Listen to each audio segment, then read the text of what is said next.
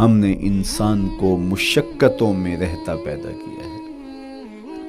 یعنی انسان کی زندگی کے اندر مشقتیں، مشکلیں، آلام، مصائب، حالات کی تلخیاں، سخت مراحل، یہ اس کی زندگی کا حصہ ہے.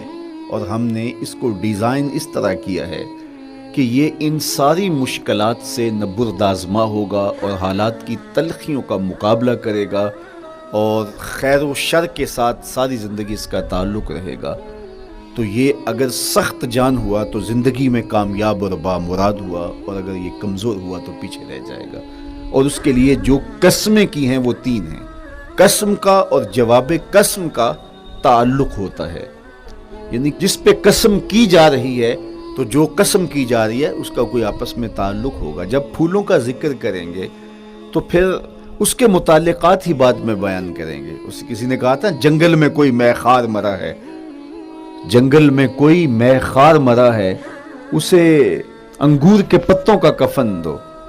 میاں جنگل میں مرنے والے شخص کو کسی اور درخت کے پتوں کا بھی تو کفن دیا جا سکتا ہے، لیکن صاحب مرنے والا مے خار ہے اور شراب کشید کی جاتی ہے انگور سے، تو اس کو تو ٹھنڈ تب بھی پڑے گی کہ انگور کے پتوں کا کفن دیا جائے. تو مناسبات ہوتی ہیں. تو اب جب قسم کی گئی تو قسم 3 چیزوں کی گئی، اور اس کی جواب قسم سے مناسبت کیا بنتی تھی؟ انسان کو مشقتوں میں رہتا پیدا کیا گیا، حالات کی تلخیوں سے گزرتا ہے، سخت تربیتی مراحل سے اس کو گزرنا پڑتا ہے.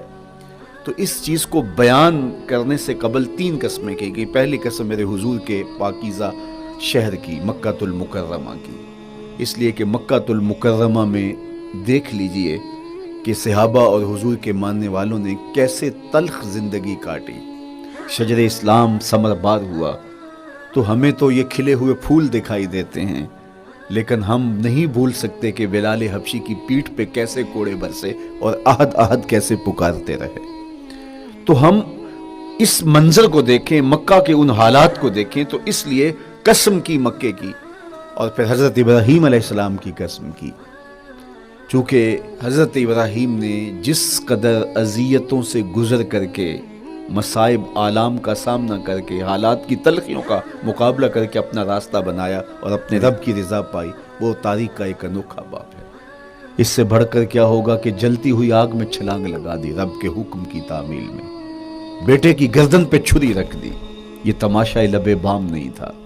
منا کی وادی میں وہ انوکھا واقعہ رقم ہوا کہ آج بھی تاریخ انگشت بدندہ ہے کیا ایک باپ، اور وہ اس بیٹے کو ذبح کرنے کے لیے آمادہ ہو گیا جو اس کی آنکھوں کا نور ہے اور دل کا قرار ہے.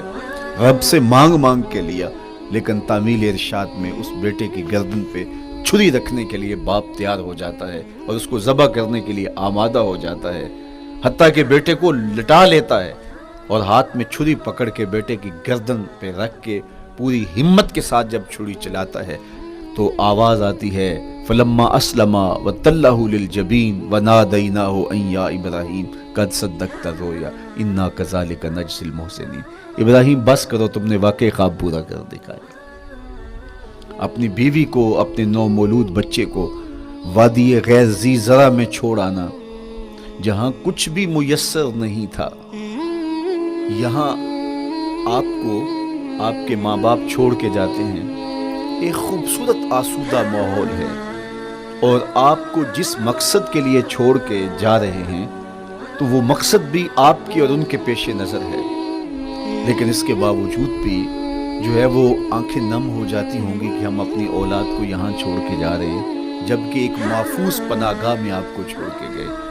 آپ کی تربیت کرنے والا ایک جو ہے وہ توانا طبقہ اور ایک توانا جو ہے وہ سٹاف موجود ہے جو آپ کی فکری، ذہنی، بدنی تربیت کے لیے کوشاں ہیں، لیکن اس کے باوجود بھی والدین محسوس کرتے ہیں لیکن اپنے نو مولود بچے کو وہاں چھوڑ کے جانا جہاں آب و دانہ بھی میسر نہیں تھا. مورخ اسلام فی جلندری نے اس وادی کا نقشہ کھینچتے ہوئے کہا، وہ وادی جس میں وحشت بھی قدم رکھتی تھی ڈر ڈر کے، جہاں پھرتے تھے آوارہ تھپیڑے بادے سر سر کے، جہاں پر گھاس اگتی تھی، جہاں نہ پھول کھلتے تھے، مگر وہ سرزمین تھی آسماں بھی جھک کے ملتے تھے. تو اس وادی میں چھوڑ کے آنا، حضرت ابراہیم نے جو امتحانات دیے اس لیے ان کی قسم کی، چونکہ جواب قسم کا تعلق بنتا ہے، تو قسم ابراہیم کے پاکیزہ وجود کی کہ جنہوں نے دکھ سہے، تکالیف آلام گوارا کی، لیکن پائے سوات میں لغزش نہیں آنے دی۔ تیسری قسم میرے حضور کے پاکیزہ وجود کی تھی۔ فرمایا جتنے دکھ مجھے دیے گئے، جتنی اذیتیں مجھے پہنچائی گئی، اتنی کسی کو نہیں دی گئی۔